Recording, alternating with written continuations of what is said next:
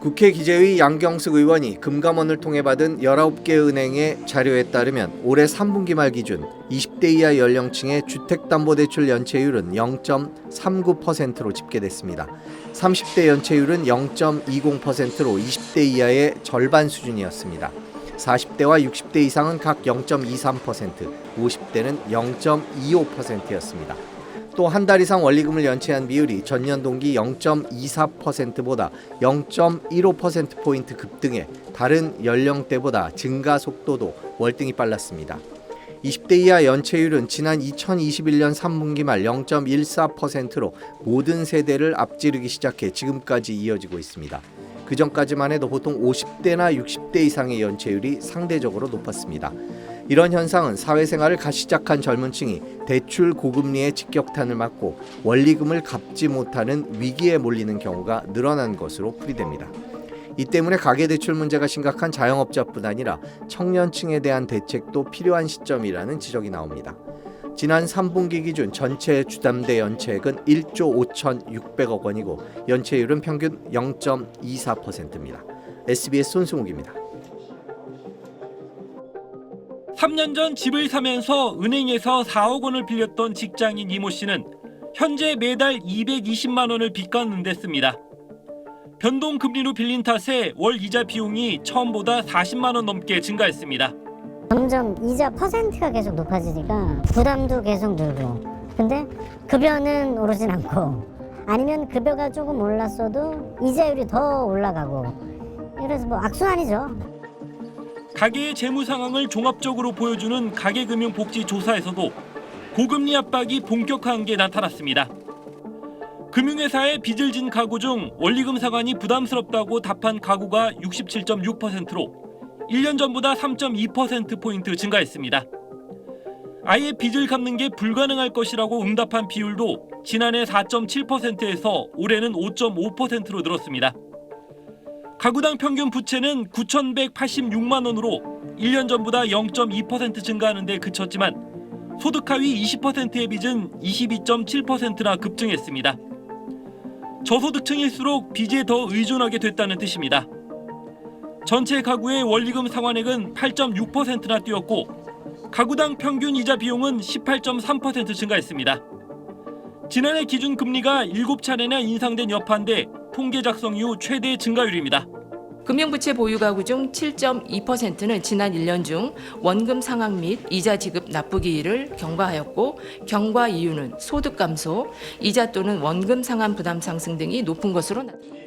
국내 중앙은행들은 고금리 기조가 상당 기간 지속할 거라고 경고해 빚을 진 가구의 어려움과 그에 따른 내수 부진도 쉽게 해소되기 어려워 보입니다. SBS 임태우입니다.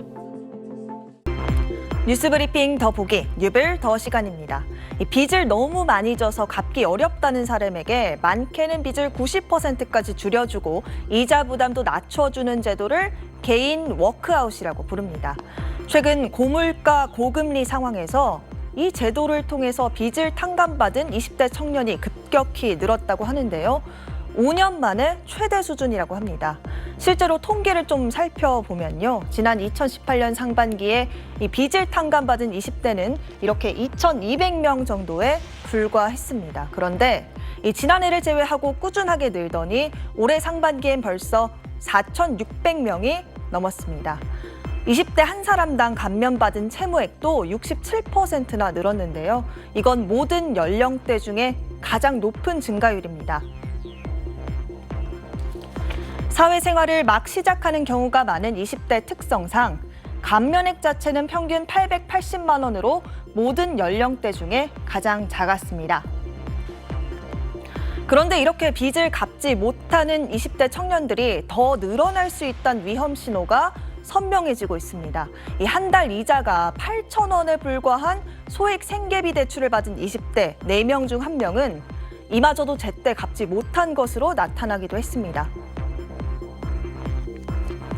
여기에다 집을 담보로 돈을 빌린 20대 이하의 주택담보대출 연체율도 지난 2분기 0.44%로 역대 최고 기록을 갈아치웠습니다. 20대의 주담대 대출액도 급증했는데요. 올해 2분기 말 34조 2,500억 원으로 지난 2018년 대비 2.5배에 달하는 수준입니다. 정리하면 사회생활을 시작하면서 이 기반을 닦아야 할 20대 청년들이 과도한 빚을 진 뒤 갚지 못하고 결국 워크아웃까지 가게 되는 악순환이 점점 뚜렷해지고 있다는 건데요. 원인은 좀 복합적입니다. 일단 고금리와 고물가로 부담이 커진 가운데 제대로 된 일자리를 구하지 못한 것도 큰 영향을 준 걸로 보입니다. 지난달 청년층 취업자 수는 지난해보다 13만 8천 명 줄어들었습니다. 2년 5개월 만에 가장 크게 감소한 겁니다. 이 청년층에서 10대를 제외한 20대 취업자 수만 따져봐도 12만 8천 명 감소한 375만 6천 명에 그쳤습니다. 청년층 고용률은 47.0%로 전년 동월 대비 0.7%포인트 하락하였습니다. 연령 계층별 취업자의 전년 동월 대비 증감을 보면 20대에서 12만 8천 명, 40대에서 6만 1천 명 각각 감소하였습니다. 구직 자체를 포기한 청년은 더 늘었습니다. 쉰다는 20대 인구, 그러니까 취업 준비를 하거나 일자리를 찾을 노력을 하지 않고 말 그대로 그냥 쉬는 20대는 지난달 37만 5천 명에 달했습니다. 지난해보다 10% 넘게 뛴 수준입니다. 60대 이상 고령층을 제외한 모든 연령대 중에 가장 많습니다. 여기에다 코로나 사태 전후로 부동산과 주식, 코인 등에 무리하게 빚을 내서 투자한 게 영향을 미쳤다는 분석도 나옵니다. 또 일부 청년층에서 나타나는 소득 대비 과도한 지출, 또 대출부터 받고 보자는 무계획적인 대출 행태도 원인으로 꼽힙니다. 투자를 위해서 이제 대출을 받았던 분들이 계속 이제 빚이 늘어나는 양상이거든요. 이제 돈을 차츰차츰 벌어가지고 이제 갚으려고 하는 의지보다 이 개인 파산 신청하면서 자발적 실업으로 그냥 남는 분들도 많아질 가능성이 있거든요. 젊은 분들이 이제 우리 사회 미래 동력이라고 봤을 때 이런 분들의 어떤 그 자산 형성 과정이나 소득에 상당히 그 적신호가 켜졌다는 거는 우리나라 이제 경제, 특히 민간 소비를 이끌어가는 그런 그 잠재적인 계층이라는 측면에서 성장률에 상당히 부정적 영향이 있을 수 있고요. 결국 20대의 씀씀이도 팍팍해지는 경향이 뚜렷해지고 있습니다. 한 카드사에 따르면 20대가 외식에 쓰는 금액이 이렇게 6.6% 줄었는데 모든 연령대 중에 감소폭이 가장 컸던 걸로 드러났습니다. 또 온라인 쇼핑 사용 금액도 20대만 감소했습니다. 지금까지 뉴빌더 전연남이었습니다. 지난해 말 기준으로 국내 은행에서 대출받은 사람은 1,490만 명, 국민 10명 중 3명꼴입니다. 대출 잔액은 902조 2천억 원에 이릅니다. 코로나 사태가 터지기 전인 2019년 말과 비교해 대출받은 사람이 17.3%, 대출 잔액은 17.7% 각각 늘었습니다. 그런데 대출 잔액 증가세가 유독 더 높은 연령층이 있습니다. 바로 20, 30대 청년층인데 은행권과 비은행권 대출 잔액이 514조 5천억 원으로 2019년 말과 비교해 27.4%나 늘었습니다. 다른 나이대와 비교해도 증가세가 눈에 띕니다. 청년층의 대출 이유는 전월세 보증금 같이 주거 관련이 85%를 차지했습니다. 20, 30대 청년층의 경우에는 새롭게 가구를 만들고 독립을 하면서 주거 서비스를 필요로 하는데 주택 보유 비율 자체는 굉장히 낮습니다. 코로나19 시기에 전세 가격이 빠르게 상승을 했고 그로 인해서 전세자금 대출이 빠르게 증가를 했습니다. 1인당 평균 대출액이 가장 많이 늘어난 나이대도 20, 30대 청년층이었습니다. 지난 3년 사이 1인당 대출 잔액 증가율은 18.4%로 40대 10.4%와 50대 3.5%, 60대 2.1%에 비해 확연히 높습니다.